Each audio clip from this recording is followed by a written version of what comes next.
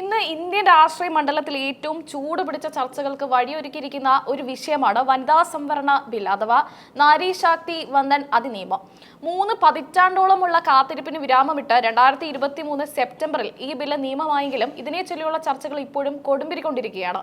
സ്ത്രീകളുടെ രാഷ്ട്രീയ ശാക്തീകരണം എന്ന ലക്ഷ്യത്തിനപ്പുറം ഇതിന്റെ നടപ്പിലാക്കലുമായി ബന്ധപ്പെട്ട സാങ്കേതിക തത്വങ്ങളും രാഷ്ട്രീയ താല്പര്യങ്ങളുമാണ് ഇന്ന് പ്രധാനമായും ചർച്ചാ വിഷയമാകുന്നത്.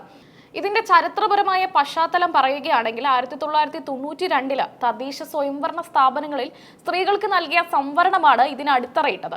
1996 ദേവഗൌഡ സർക്കാർ ആദ്യമായി അവതരിപ്പിച്ച ഈ ബില്ല് വാജ്പേയി, മൻമോഹൻ സിംഗ് സർക്കാരുകളുടെ കാലഘട്ടങ്ങളിലെ കടുത്ത പോരാട്ടങ്ങൾക്കും രാഷ്ട്രീയ അനിശ്ചിതത്വങ്ങൾക്കും ശേഷമാണ് 2023 നിയമമായത്.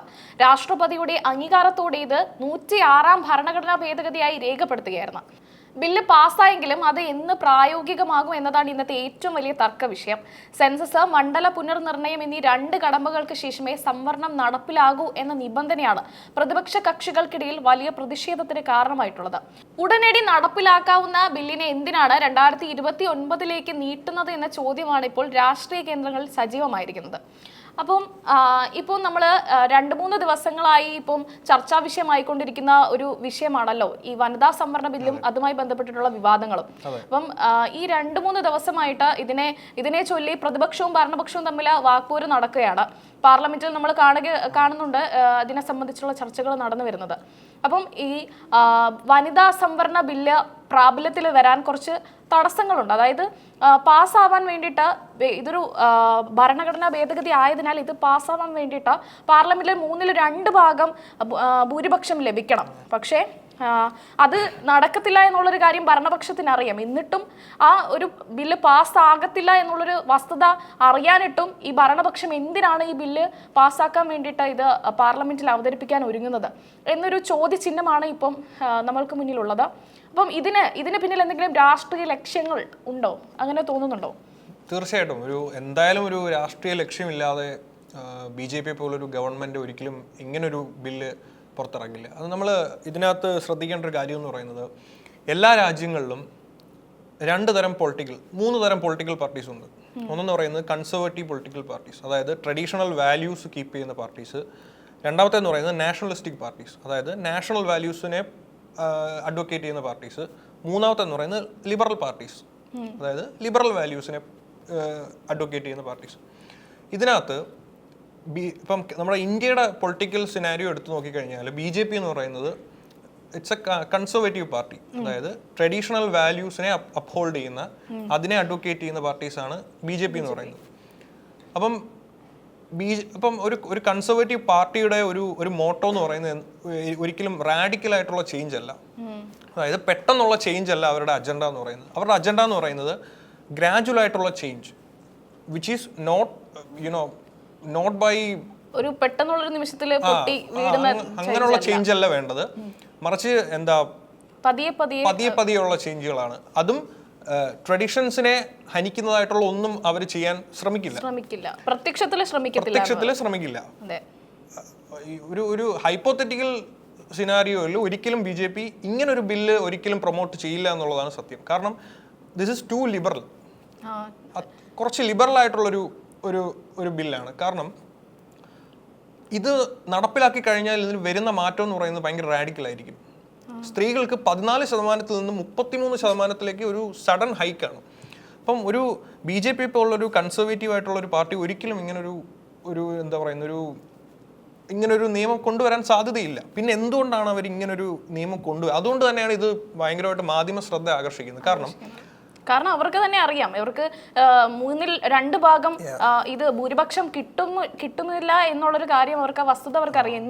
എന്നിരുന്നിട്ടും അവർ ഈ കാര്യത്തിൽ ഇത്ര ശാഠ്യം പിടിച്ച് ഈ ഇത് പ്രാബല്യത്തിൽ കൊണ്ടുവരാൻ വേണ്ടി ശ്രമിക്കുന്നുണ്ടെങ്കിൽ അതിന് തക്കതായ രാഷ്ട്രീയ ലക്ഷ്യമുണ്ട് എന്നതാണ് വസ്തുത. പിന്നെ പ്രതിപക്ഷത്തിന് ഇതിനെ എതിർക്കാൻ പറ്റത്തില്ല എന്നുള്ളൊരു കാര്യം കൂടെ ഉണ്ട് ഇതിൽ. പ്രതിപക്ഷത്തിന് ഇതിനെ എതിർക്കുകയാണെങ്കിൽ, ഇത് വനിതാ സംവരണ ബില്ലിനെ എതിർക്കുക, വനിതകളെ എതിർക്കുക, അവരെ മുൻനിരയിൽ കൊണ്ടുവരുന്നതിനെ എതിർക്കുക എന്നുള്ള ഒരു സംഭവം പറയാൻ കഴിയും. ഇതൊരു ഐഡിയൽ സിനാരിയോയിൽ ഈ ഒരു ബില്ലിനെ ഏറ്റവും കൂടുതൽ സപ്പോർട്ട് ചെയ്യേണ്ടതും കോൺഗ്രസ് തന്നെയാണ്.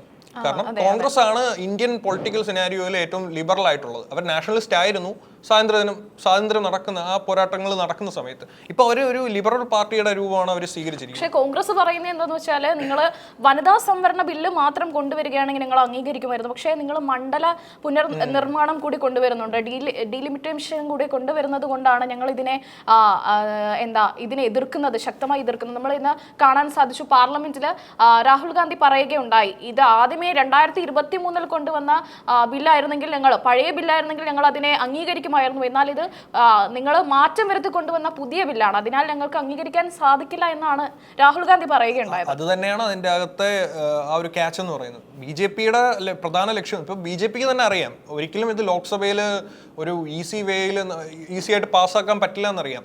പക്ഷേ ഇങ്ങനൊരു ബില്ല് ലോക്സഭയിലും രാജ്യസഭയിലും ഒക്കെ അവതരിപ്പിച്ച് ഇതൊരു വാർത്തയാകുമ്പോൾ ഇതിനൊരു പൊളിറ്റിക്കൽ സിറ്റുവേഷൻ ഉണ്ടല്ലോ ഇപ്പൊ ഇന്ത്യയിൽ, അതായത് ഇലക്ഷൻ അടുത്തു വരുന്നു.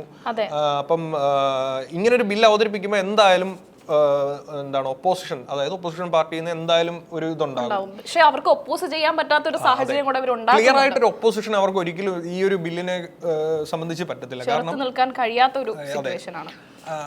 അതായത് ഇപ്പൊ കോൺഗ്രസിന്റെ കാര്യം എടുത്താലും കോൺഗ്രസ് ഇതിനെ പൂർണ്ണമായിട്ട് ഒപ്പോസ് ചെയ്യുന്നില്ല, ബട്ട് സർട്ടൺ ക്ലോസസ് അതിനകത്തുള്ള സർട്ടൺ ക്ലോസസിനെയാണ് അവർ എതിർക്കുന്നത്.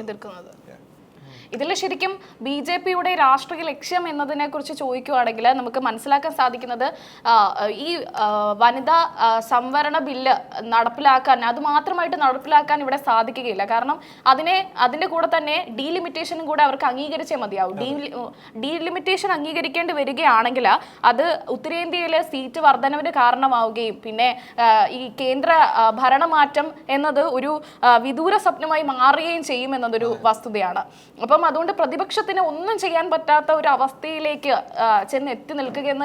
എത്തി നിൽക്കുകയാണ് എന്ന് തന്നെ നമുക്ക് പറയാൻ സാധിക്കും. അതുകൊണ്ട് തന്നെയാണ് പല രാഷ്ട്രീയ നിരീക്ഷകരും ഇതിനെ ഒരു ഡബിൾ എഡ്ജഡ് സോഡ് പോലെയാണ്, എവിടെ തൊട്ടാലും മുറിയും. അതെ, എവിടെ തൊട്ടാലും മുറിയുന്ന ഒരു വാളായി മാറിയിരിക്കുകയാണ് ഈ ബില്ല്.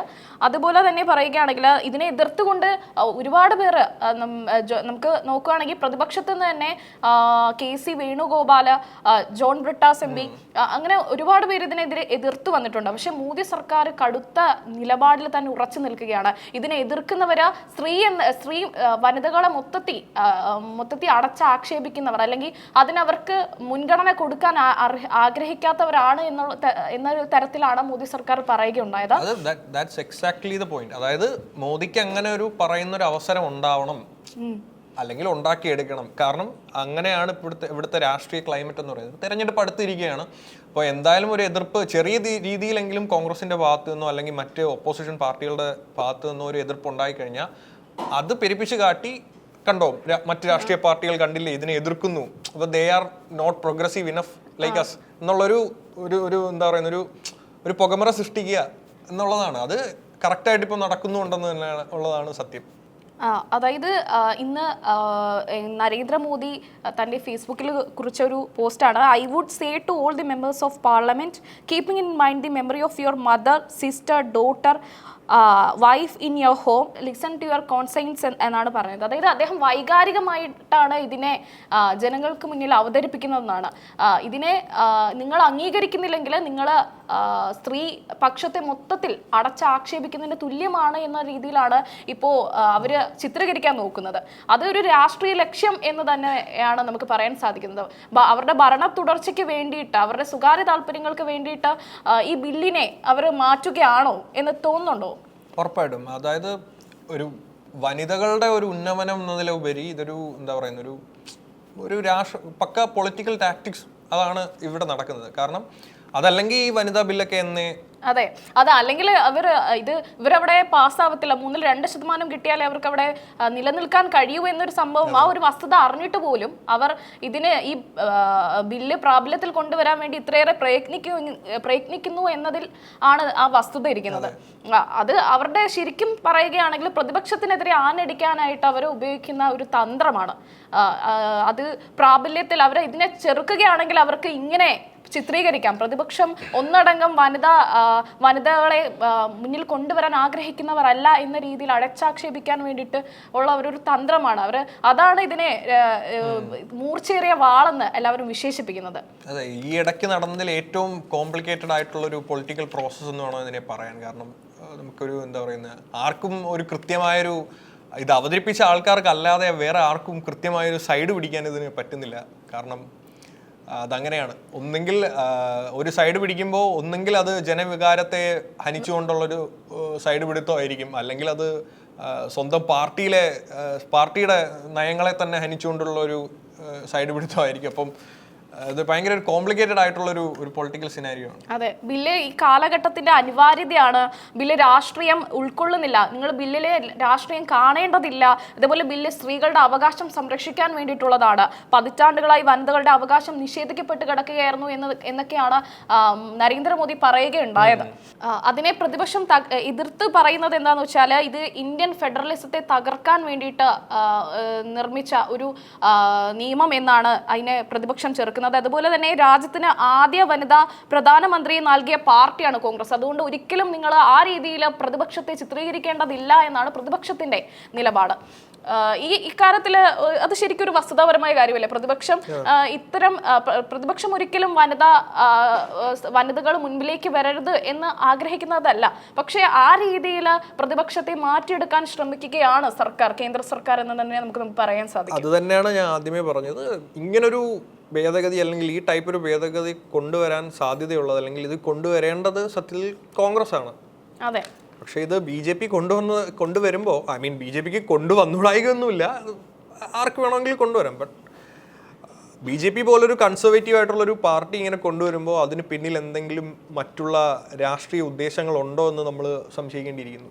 DMK-യിലെ തന്നെ കനിമൊഴി പറയുകയുണ്ടായി, വനിതാ സംവരണത്തിനെ ഈ ഡീലിമിറ്റേഷനുമായിട്ട് കൂട്ടിക്കുഴയ്ക്കേണ്ടതില്ല എന്നുള്ളൊരു കാര്യം പറയുകയുണ്ടായി. ഡീലിമിറ്റേഷനെ എതിർത്ത് കഴിഞ്ഞാൽ വനിതാ സംവരണത്തെ എതിർത്തെന്ന് BJP പ്രചരിപ്പിക്കുകയാണ് ചെയ്യുന്നത്. രാഷ്ട്രീയ നേട്ടത്തിനായി വനിതകളെ ഒരു പരിചയമാക്കുകയാണ് ശരിക്കും. അതിൽ വസ്തുതാപരമായ ഒരു കാര്യമാണ് കനിമൊഴി ഉന്നയിച്ചത്. എന്തായാലും ചൂടുപിടിച്ച ഈ ചർച്ചകൾ ഇങ്ങനെ കൊടുത്തുകൊണ്ടിരിക്കുകയാണ്. ഈ ബില്ല് പാർലമെന്റിൽ പാസ്സാകുമോ എന്നുള്ള ഒരു കാര്യത്തിലാണ് ജനങ്ങൾ ഉറ്റുനോക്കുന്നത്. വരും ദിവസങ്ങളിൽ ഇതിനെക്കുറിച്ചുള്ള കൂടുതൽ വിവരങ്ങൾ നമുക്ക് വ്യക്തമാകും.